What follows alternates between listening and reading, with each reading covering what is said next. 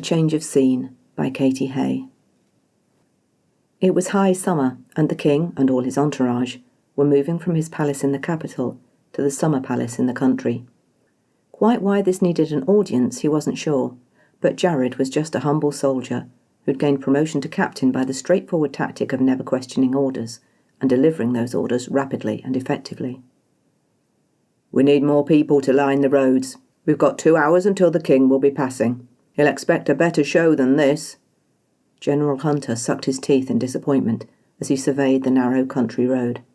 2 idle youths stood on one side of the road, leaning against an oak tree while they watched what was happening. Closer to, an old biddy had brought a stool and was shelling peas while she watched the wagons rumble towards the palace, so all would be ready for the king's arrival. Jarryd nodded slowly. They'd been sent ahead to ensure the king would be safe as he finished his procession. Safe wasn't enough for this king, though. He wanted to be feted and adored, and no matter the problems that caused for security. "Round up some of the locals," the general instructed. "Aye, sir." Jarryd saluted, then collected a couple of infantrymen and headed towards the collection of cottages whose roofs were just visible from the roadside. The cottages were empty, save for a solitary old man with a bandaged leg, who told them to check the fields. Jarryd instructed him to make his way to the roadside. He could keep the old biddy company, and continued to the fields. Jarryd wasn't a country boy, but even he could see that the village was in the middle of harvesting.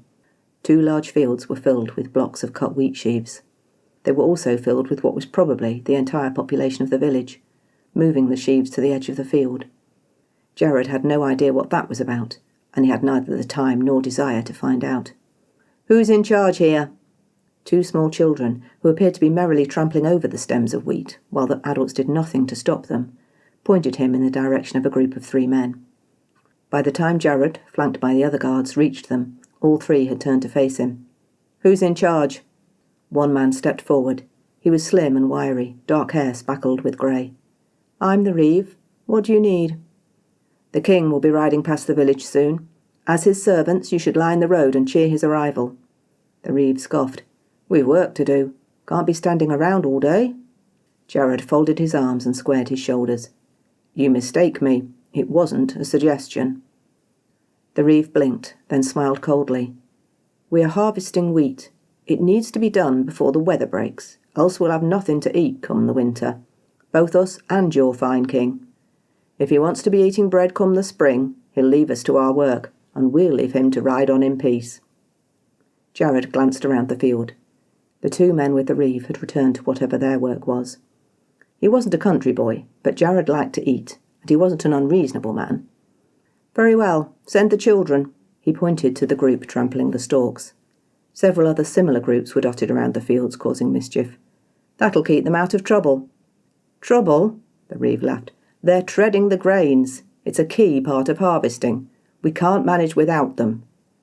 "You'll have to," Jarryd stated bluntly. "The king expects a show, so that's what he'll get." "The king's a fool." The reeve threw up a hand before Jarryd could take him to task for his traitorous words.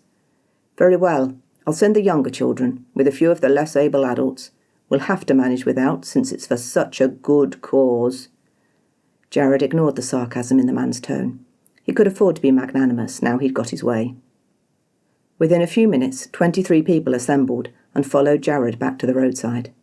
Jarryd could see the problem before they even arrived, and the faint hope General Hunter might not notice was scotched the moment he caught sight of them. "Is this all?" "It's all that can leave their work," Jarryd replied. The general ticked his chin towards the roofs visible through the trees. "How many people live in that village?"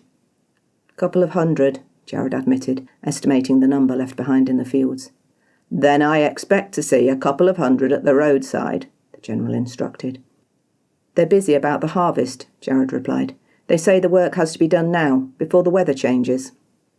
The general glanced at the sky and scoffed.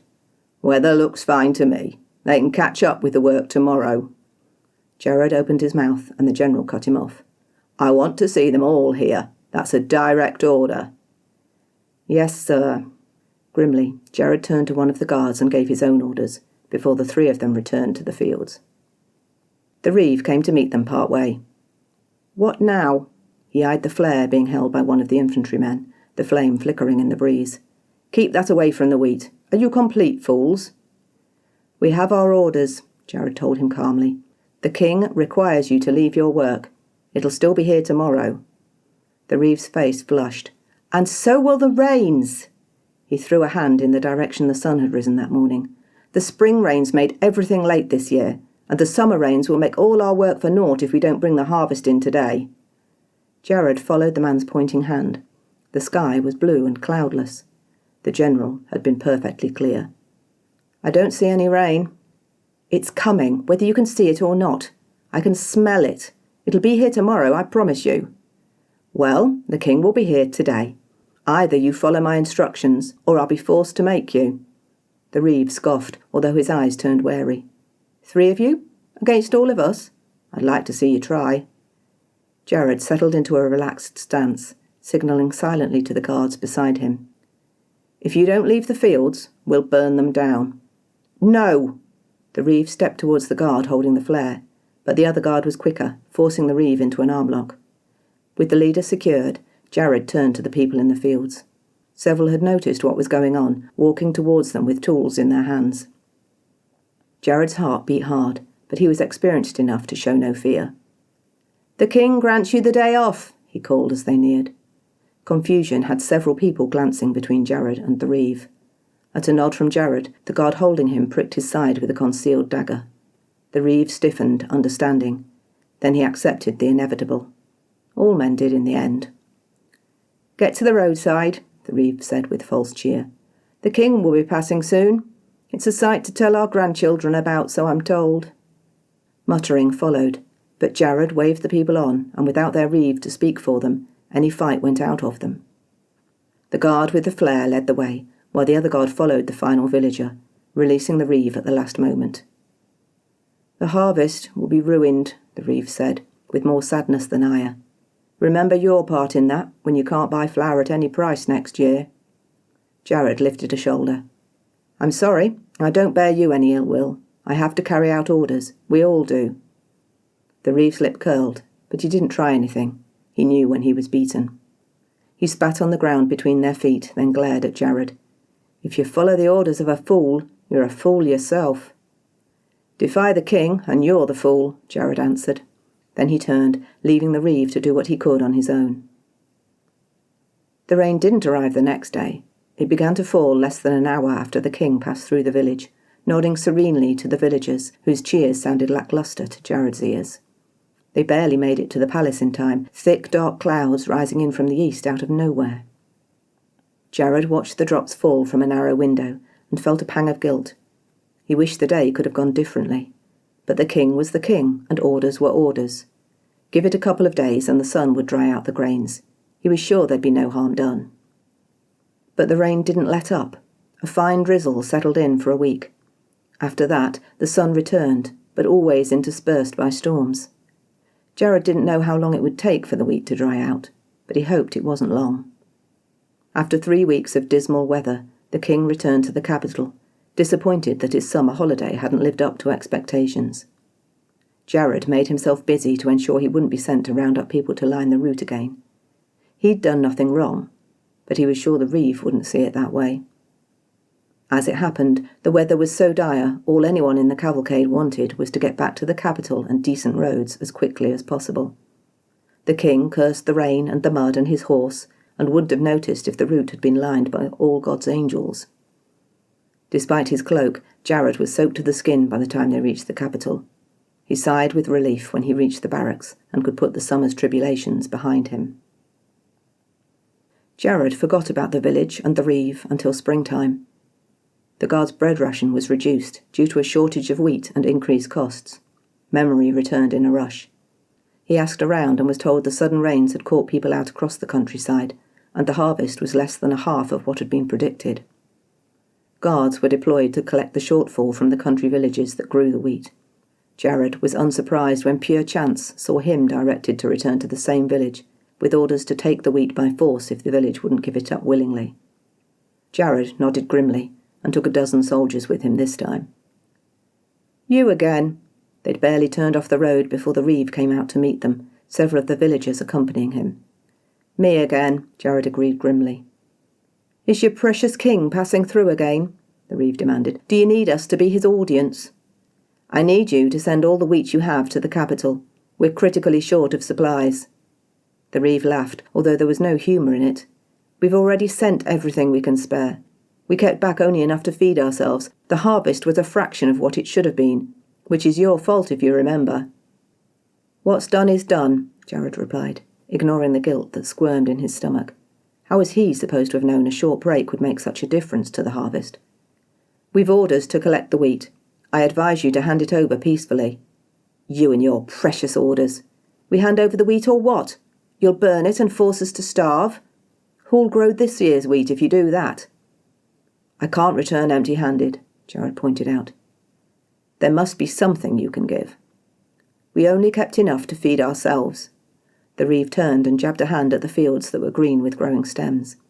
"The rest is already in the fields for this year's harvest, if we're allowed to pick that in peace." "I have my orders." Jarryd tamped down another pang of guilt. "The king expects you to send the harvest in full. If you don't comply, it'll be the worse for you." Jarryd knew how that would go. He, or someone else, would be given the order to make an example of the village. The reeve might think things were bad now, but he had no idea what might happen if the king felt he was being thwarted by his own subjects. "The worse?" The reeve's voice rose in derision. "You mean you'll kill us quickly rather than leaving us to starve slowly? Tell your precious king that might be a kindness." Jarryd faced the reeve, trying to figure out what leverage would work best. He didn't want ordinary people to suffer, but he had to follow his orders. The reeve stood solidly, but Jarryd could read the fear in his eyes. Understanding washed over him when he realised it truly wasn't fear of what the soldiers might do, but fear of what would happen if they complied. He swung off the back of his horse, throwing the reins to a second. "Let's talk," he told the reeve. "I'm sure between us we can find a compromise." Later in the afternoon, the company returned to the capital with a dozen sacks of wheat grains, delivered straight to the palace kitchens. Jarryd was praised for delivering the most wheat of any of the delegations sent out, and without violence being necessary. Jarryd forced a smile and headed out of the palace as quickly as he could. The reeve's words from the summer echoed in his ears. To be led by a fool was to become a fool yourself. Jarryd didn't like to think of himself as a fool, but was that where his blind obedience had led him? He was done following blindly now. He returned to the barracks, collected his belongings and set off out of the capital, which meant he was nowhere near the palace when the evening meal was served to the king and his councillors, nor when most of them fell sick. By the next morning 3 were dead, including the king and General Hunter. The doctors found the wheat had rotted, turning the bread served the previous evening into poison. The cook was arrested. Jarryd might have been next, but he was nowhere to be found.